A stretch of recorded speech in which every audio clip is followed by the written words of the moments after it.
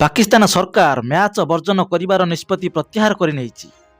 ପାକିସ୍ତାନର ଏହି ନିଷ୍ପତ୍ତି ଟୁର୍ଣ୍ଣାମେଣ୍ଟରେ ଚାଲିଥିବା ଅଚଳ ଅବସ୍ଥାର ଅନ୍ତ ଘଟାଇଛି। 2020 ବିଶ୍ୱକପ୍ର ସବୁଠାରୁ ଗରମ ମ୍ୟାଚ୍ ଅନିଶ୍ଚିତତାରେ ଥିଲା। ବାଂଲାଦେଶକୁ ସମର୍ଥନ କରି ପାକିସ୍ତାନ ମ୍ୟାଚ୍ ବର୍ଜନ କରିବାକୁ ନିଷ୍ପତ୍ତି ନେଇଥିଲା। କିନ୍ତୁ ଏବେ ପାକିସ୍ତାନ ୟୁଟର୍ନ ନେଇଛି। ସେ ତାର ନିଷ୍ପତ୍ତି ପ୍ରତ୍ୟାହାର କରିନେଇଛି। ମଙ୍ଗଳବାର ପାକିସ୍ତାନ ଆନୁଷ୍ଠାନିକ ଭାବରେ ମ୍ୟାଚ୍ରେ ଅଂଶଗ୍ରହଣ କରିବାକୁ ଘୋଷଣା କରିଛି। ଏହିପରି ବାଂଲାଦେଶ ସହିତ ଠିଆ ହେବା ନାଁରେ ଆରମ୍ଭ ହୋଇଥିବା ନାଟକ ଏବେ ଶେଷ ହୋଇଛି।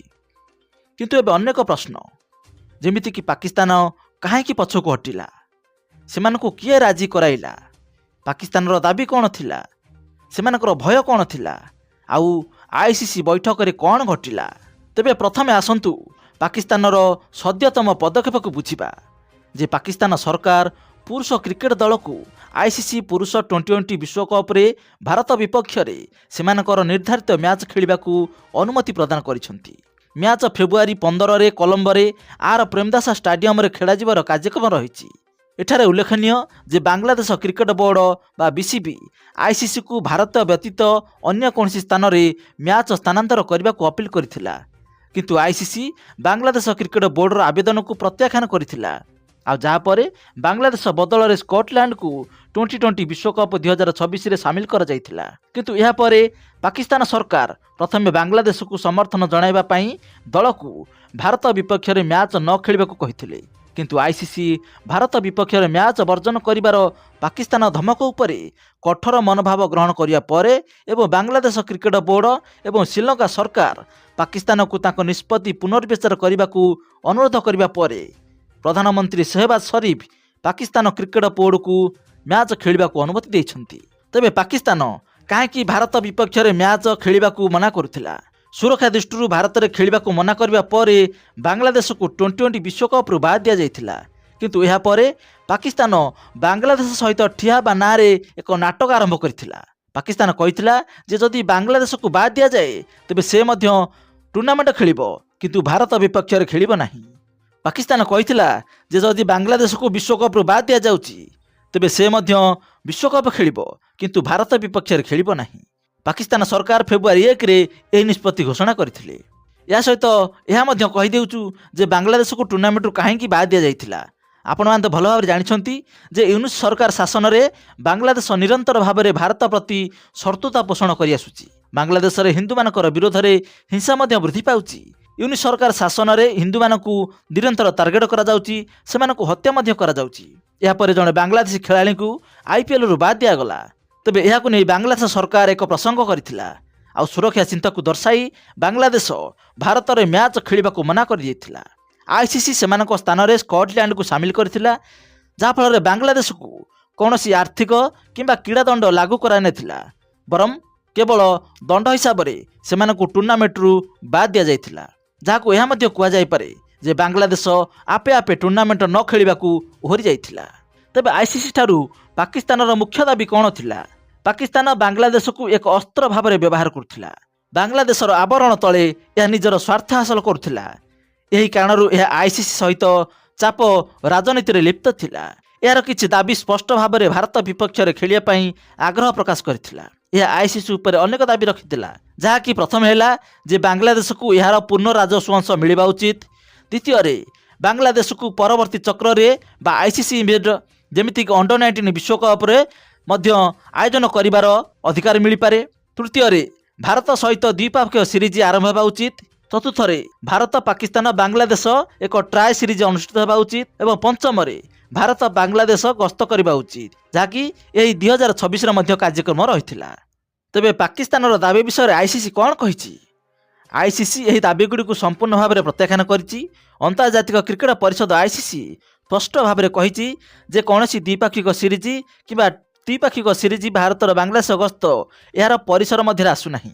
ତଥାପି ICC ବାଂଲାଦେଶ ଉପରେ କୌଣସି ହେଲେ ଦଣ୍ଡ ଲାଗୁ କରିନି ଏବଂ କହିଛି ଯେ Under-19 ବିଶ୍ୱକପ ଏହାର ବିଚାରାଧୀନ ଅଛି।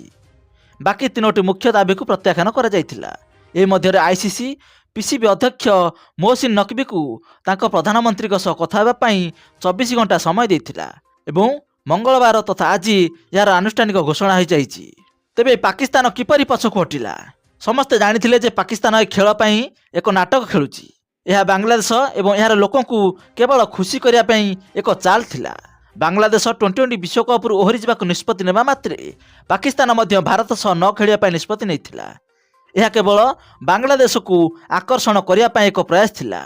ମହମ୍ମଦ ୟୁନୁସ୍ ସରକାର କ୍ଷମତାକୁ ଆସିବା ପରଠାରୁ ପାକିସ୍ତାନ ତାର ପଡ଼ୋଶୀ ବାଂଲାଦେଶକୁ ଆକର୍ଷିତ କରି ଆସୁଛି।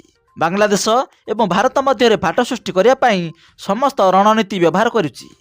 ଭାରତ ସହିତ ଟି20 ନ ଖେଳିବାର ରଣନୀତି ମଧ୍ୟ ସେହି ଦିଗରେ ଥିଲା। କିନ୍ତୁ ଆଇସିସି ସମ୍ମୁଖରେ ପାକିସ୍ତାନର ପ୍ରୟାସ ବିଫଳ ହୋଇଥିଲା।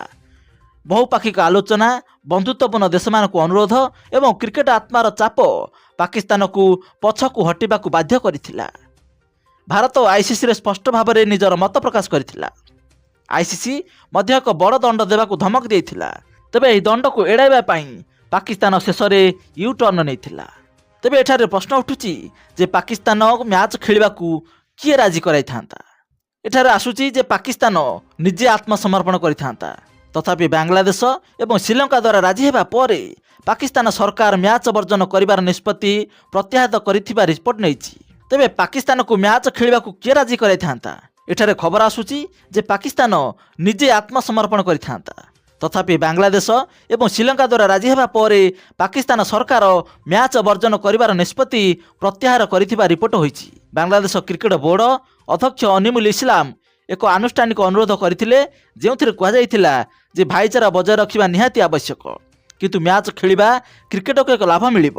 ଶ୍ରୀଲଙ୍କା ମଧ୍ୟ ପାକିସ୍ତାନକୁ ରାଜି କରାଇଥିବାର ଗୁରୁତ୍ୱପୂର୍ଣ୍ଣ ଭୂମିକା ଗ୍ରହଣ କରିଥିଲା। ଶ୍ରୀଲଙ୍କା ରାଷ୍ଟ୍ରପତି ଅନୁରା କୁମାର ଦିଶାନାୟକେ ସିଧାସଳଖ ପ୍ରଧାନମନ୍ତ୍ରୀ ସେହବାଜ ସରିଫଙ୍କୁ ଫୋନ୍ କରି ପରିସ୍ଥିତି ବୁଝାଇଥିଲେ।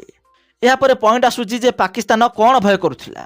ପ୍ରଥମ ହେଉଛି ଯେ ପାକିସ୍ତାନ ଆଇସିସି ଠାରୁ କଠୋର କାର୍ଯ୍ୟାନୁଷ୍ଠାନର ଭୟ କରୁଥିଲା। କ୍ରିକେଟରେ ଏକାକୀ ହେବାର ଭୟ ମଧ୍ୟ ଥିଲା। ଯଦି ଏହା ଭାରତ ସହିତ ଖେଳିନଥାନ୍ତା ତେବେ ଏହା ରାଜସ୍ୱର ଏକ ବଡ଼ କ୍ଷତି ସହିଥାନ୍ତା। ବିଶ୍ୱକପ୍ ଭଳି ଏକ ପ୍ରମୁଖ ଇଭେଣ୍ଟରେ ଅନୁପସ୍ଥିତି ଏହାର ପ୍ରତିଛବିକୁ ଆହୁରି ମଳିନ କରିଦେଇଥାନ୍ତା।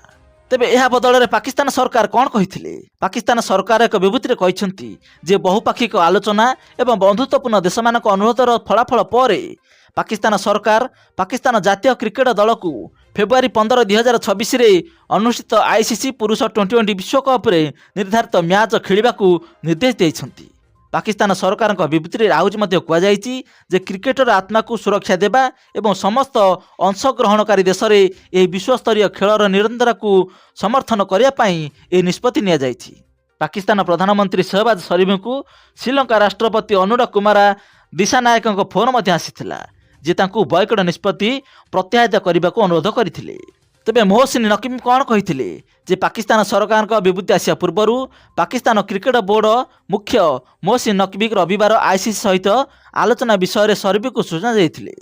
ନକିବ୍ ପୂର୍ବରୁ କହିଥିଲେ ଯେ ଏକ ଚୂଡ଼ାନ୍ତ ନିଷ୍ପତ୍ତି ଗୋଟିଏ ଦିନ ନିଆଯିବ।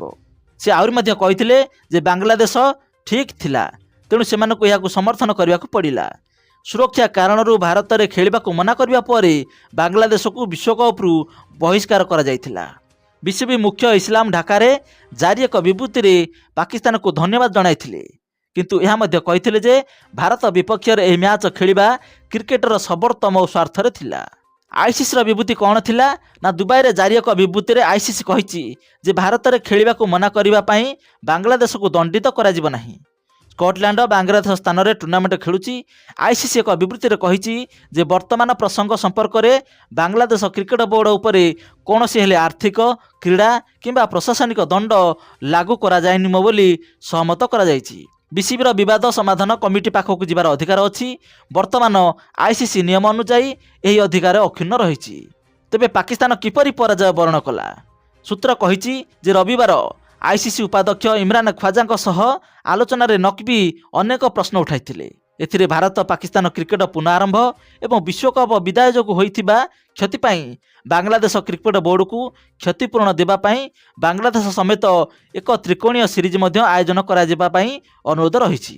ତେବେ ଭାରତ ପାକ ଦ୍ୱିପାକ୍ଷିକ କ୍ରିକେଟ ଆଇସିସିର କୌଣସି ଅଧୀନରେ ନାହିଁ, ଯେତେବେଳେ ତ୍ରିକୋଣୀୟ ସିରିଜ୍ ପାଇଁ ତାର ଦାବିକୁ ମଧ୍ୟ ପ୍ରତ୍ୟାଖ୍ୟାନ କରାଯାଇଛି। ଭାରତ ଏକ ଦଶନ୍ଧିରୁ ଅଧିକ ସମୟ ଧରି କୌଣସି ତ୍ରିକୋଣୀୟ ସିରିଜ୍ ଖେଳି ନାହିଁ। ଆଇସିସି ପରବର୍ତ୍ତୀ 19 ବର୍ଷରୁ ବିଶ୍ୱକପ୍ ବାଂଲାଦେଶକୁ ପ୍ରଦାନ କରିପାରେ ବୋଲି ସୂତ୍ରରୁ ପ୍ରକାଶ ପାଇଥିଲା। तो दर्शक बंधु ये थिला भारत पाकिस्तान को नहीं विश्वकप खेला मैचर किसी खबर। आमर भिडियो आपको केमिति लागिला कमेंट रे आपनकर मतामत निश्चय जणाइबे। नमस्कार।